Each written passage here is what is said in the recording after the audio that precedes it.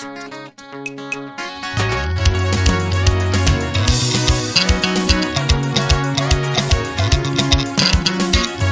Honorable, please take your seat. Mr. Honorable, please take your seat. Ngicela isihlalo ePhalamende. Deuteronomy 23 verse 23. Osakuphume emlonyeni wakho uyakugcina ukwenze noma kuyisipopho sentando njengokufunga kwakho kuJehova. Ngicela isihlalo ePhalamende ngizokhulumela abampofu noma abasweleyo. Ngicela ningivulele izindlebe nivule nezihawu sobubele bukaThixo ngoba sonke sidalwe uThixo ukuba simfuze uJehova onguThixo wethu sonke ngemisebenzi emihle. Ngicela ke sibheke izimpilo zalaba bantu abadingayo sebesivotele ngethemba lokuthi sizoshintsha izimpilo zabo nokuthi nabo bathole ukuxosha ikati eziko. Izaga 15 verse 9. Indlela yomubi isinengiso kuJehova, kepha uyamthanda olanda ukulunga. Uma sikhankasela amavoti, siyaphatha ijumbana zokudla, sibancenga ukuthi basivotele. Bavote ngempela, emva kokuvota sithi badlani, baphila ngani laba bantu. Ngicela isihlalo ePhalamende ngizokhulumela abampofu. Mr. Honorable, please take your seat. Matthew 23 verse 24. Baholi abayizimpumputhe abahluza insensane begwinya ikameli. Ngibona wonke amathuba avelayo omsebenzi afuna umatric kuphela. Mina engingafundile ngingubani kulomhlaba nevoti lami lingisiza ngani ngingenaye umatriculetsheni ngoba uma besafuna amavoti akufunwa matric. Munye abafundile nabangafundile siyavota sonke, kodwa uma sekuqashwa kufunwa umatric kuphela.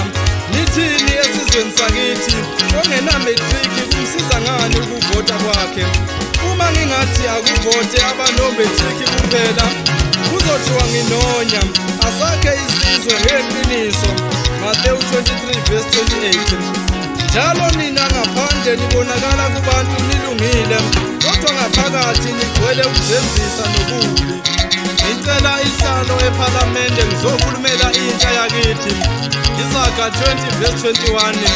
Iwayini liyisideleli, ukuphuza okunamandla kuveza umsindo, odukiswa yilo akahlakaniphile. Ngibona intsha yakithi izinikele ebumnandini nasotshwaleni nakuma-drugs. Bathi bayazijabulisa bebulala ikusasa labo nekusasa lesizwe sakithi.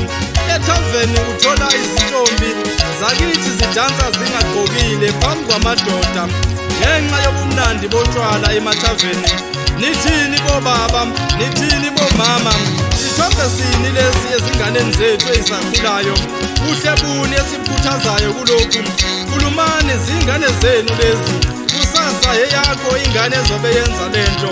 Ngibona intsha yakithi iphuma emayunivesithi iyoba ma-street kids ngenxa yokungatholi umsebenzi.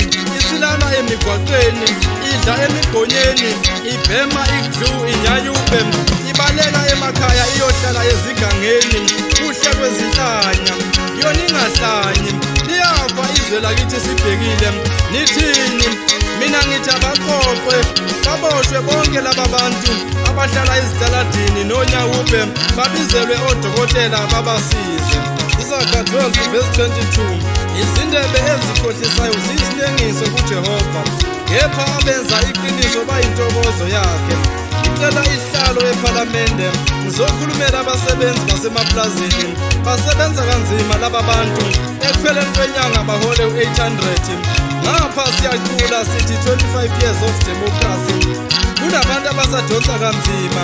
Baphi abamele abasebenzi ePhalamende? Sithi abahole malini abasebenza ezitolo zokudla, Shoprite, Cambridge, KFC. Khulumani isizwe sakithi, ikusasa lesizwe sakithi. Laba bantu bayavota, asisebenze sishintshe izimpilo zabantu ngeqiniso. Bayanithemba abanivotelayo, ningabajabhisi. Ngicela isihlalo ePhalamende ngizokhulumela ama-security eMzansi. Ngibona izigidi nezinkulungwane zabasebenzi zingamelwe muntu ephalamende, bayadonselwa i-UIF, Provident Fund, i-tax, kodwa imali yabo ayikhuphuki. Ziphi inyunyana ezimela abasebenzi? Zithini uma kunje? Khulumani sethembeni nina, nohulumeni omnyama naye uyasicindezela. Iphi enforcement eqale uMr Helman Mashaba? Siyabonga kumshado we-DA ne-EFF, bangena abasebenzi kumasipala. Siyesizwe amaqembu akithi mayekhankasa ethi ama-security officers kumele ahole 7,500, kwedlula ukuvota bathule du. Ayisakhuphuki imali yama-security, bathule du. Ngicela isihlalo ephalamende ngizokhulumela abampofu.